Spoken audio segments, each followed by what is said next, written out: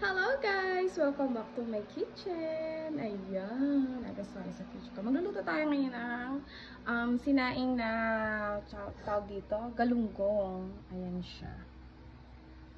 Nilagyan ko na siya dyan ng pinaghugasan ng bigas, saka konti pang suka. Ayan, nakakalimutan ko talaga, no? Ayan, medyo ako ngayon, pagod. Ayan, kakalinis ko lang ng surroundings outside. Ito naman ngayon para sa aming lunch ng anak ko saka dinner. Yung masarap kasi yung sinaing kapag pagkatapos mo siyang isaing, ipiprito mo, kaya gagataan mo. Ngayon, nakabili ako ng medyo hindi naman kalakihan, hindi din naman kaliitan na galunggong. Ayan siya. Ayan. Bali 2 kilo ang binili ko nito, pero ang dami, no? Pero hindi ko siya lahat lulutuin. Half-half lang, ganyan. Parang 1/4, 1/4. Parang lang siya, 18 pieces. Napapansin nyo, ito yung nagluluto ko, always even number, no? Kailangan kasi may even tayo. Lagi tayong odd. Para sa pagpasok ng ating, alam mo niya, mga kung-ano-anong peng shui. Ayan, pagkatapos nito, guys, syempre, isasalang na natin. Kaya naman tara, guys, salamahan niyo na ako. Ayan na siya, guys. Then, meron ako ditong bawang. Yung bawang ko is 1, 2, 3, 4, 5, 6, 7, 8, 9, 10, 11, 12, 13, 14. Ayan, 14 na bawang. Even number again. Ayan. Then, syempre, meron akong biyaya. Ayan. May nagbigay sa akin ito. Yan. Shoutout po kay Ma'am Shitet Burns. Ayan. Binigyan niya ako ng kamyas. Doon kasi sa kanila maraming, may pung yata sila. Then, nanghingi ako ng kamyas. Ayan. Ngayon, pinorosen ko siya para hindi siya masira. Pero actually, pagka minsan, pag bagong pitas nito, binibilad ko siya sa init. Alam nyo na, madalas umulan, magkakaroon siya ng mga mold, whatever. Kaya naman, hindi ko siya mapatuyo. Ngayon, ipinarosen ko din siya din. Ito yung ilalagay natin pampaasim. 1, 2, 3, 4, 5, 6, 7, 8, 9, 10, 11, 12. Yan. 12 pieces. Even number. Yan. Usually, ginagawa ko is 24, only 8. Yung mga lucky number lang.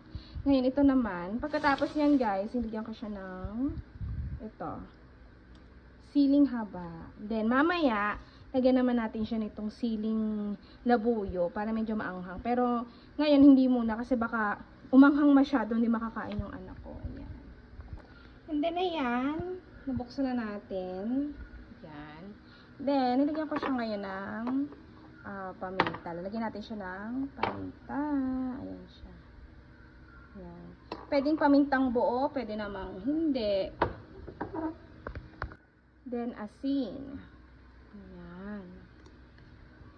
And then, after nyan, nalagyan natin siya ng patis. Ngayon, yung patis ko nandito sa ilalim. Ayan. Para pampalasa. Ayan. Then, mamaya natin siya dagdagan kapag maluluto na. Para alam natin yung lasa.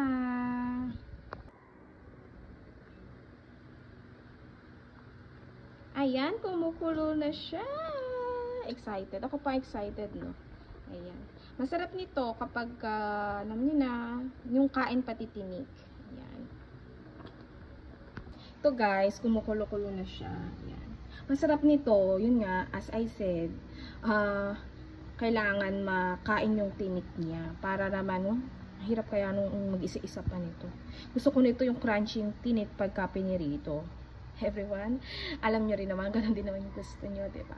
Ewan ko lang, kung ganito din ba yung ginagawa nyo sa inyo, pagka nagluluto kayo ng sinaing na isda. Kasi iba-iba tayo ng way eh. Yung iba sa suka, parang paksiw na kasi yun. Sa akin kasi, masarap talaga kapag pinaghugasan ng bigas. Kasi, andun yung flavor. Wow!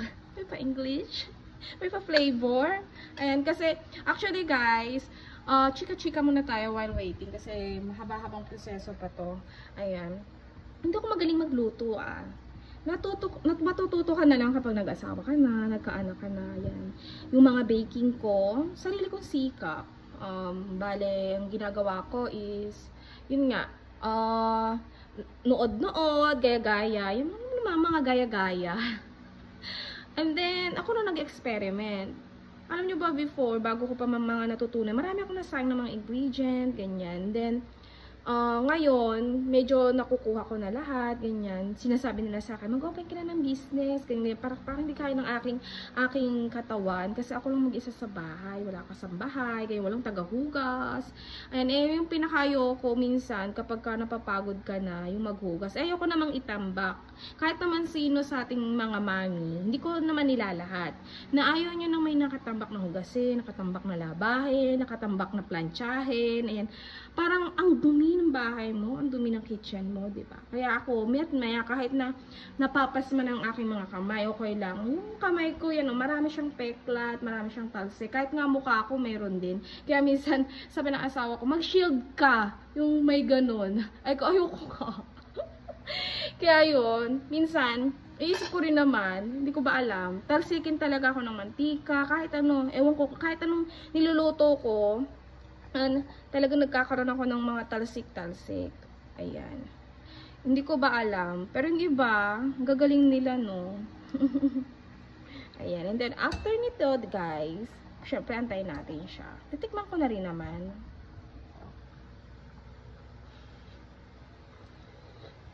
Oo. Sarap. Sarap niya. Sakto lang yung lagay ko kanina. Mamaya dagdagan ulit natin. Yung iba nilagyan nila ng konting mantika para mag-ano siya, may oil. Pero para sa akin, hindi na. Mas gusto ko to. Nilagyan nila sa ibabaw ng konti. Ayan. And then dito, minsan, masarap dito kasi guys, binabalot. Alam mo yung binabalot sa banana leaf? Eh, dito sa amin, wala namang puno ng banana leaf, binibili.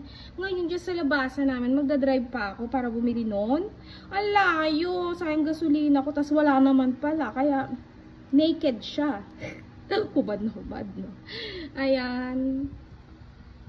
Kaya naman, guys, salamat po sa panonood at pakikinig na aking chika. Ayan. Thank you for watching and see you on my next video. Bye!